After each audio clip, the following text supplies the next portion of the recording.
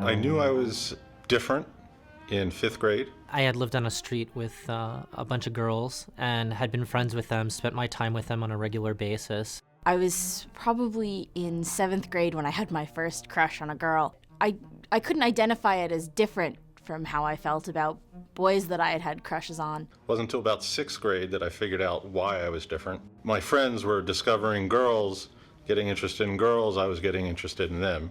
We went to a roller skating party, and we went back to the house, and the girls all stayed for a slumber party, but I was the one person who was excluded. It was time for me to go home because I was a boy. And inside, I knew that I wasn't.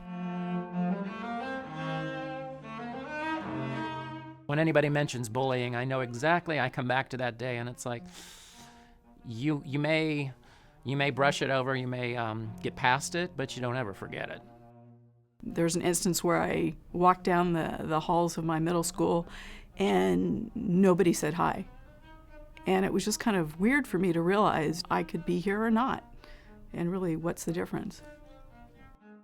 I can remember the first time someone called me a faggot. I was in elementary school, and I remember who said it. I remember where it happened. I had no clue, but yet I would come to school and I would know that no matter where I went, everybody was telling me just how different I was. It was more of a not fitting in, not being part of any particular group of kids. I had no idea why he had called me that and what I had done to make him feel that way about me. And I didn't even really know what the word meant, but I knew it wasn't good.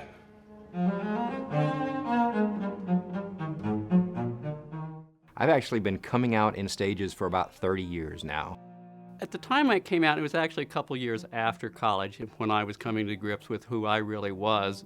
I took my girlfriend home for the holidays, and my mom was certainly a very accepting person, but it's one thing to be accepting of people out in the world versus your own daughter.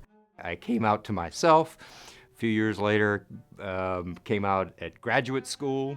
And she actually broached the question, and I was so relieved that she broached the question. She might have seen our energy between us and realized it was more than just friendly. And then came out to my family a few years after that. Like I said, it's been a progression all along. All the time working for a large company, they watched me go through this whole transition. So it was, I had support even from people that I worked with. Working in the Silicon Valley has been great. There's no discussion really unless someone chooses to make one or ask 100 questions, which happens sometimes, which is actually kind of fun.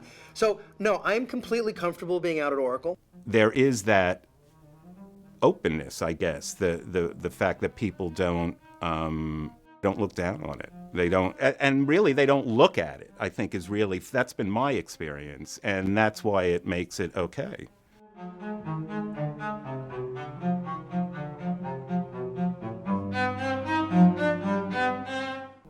I couldn't feel more normal. I wish I could bottle that up and send it back and say, you will be okay, you'll make it through. You are not alone, and life does get better. I want to be myself all the time. I don't want to cram myself into a little box because it does get better. It gets better because you get to be who you are. Don't rule your life by fear. It gets better. It definitely does get better, and in some ways I'm a stronger person because of the struggles I had to go through. It definitely gets better, definitely. It gets better by finding the life you want rather than pursuing a life that doesn't fit in. It gets better in baby steps. It gets better in giant leaps. It gets so much better. I have a great career, a great family, great life.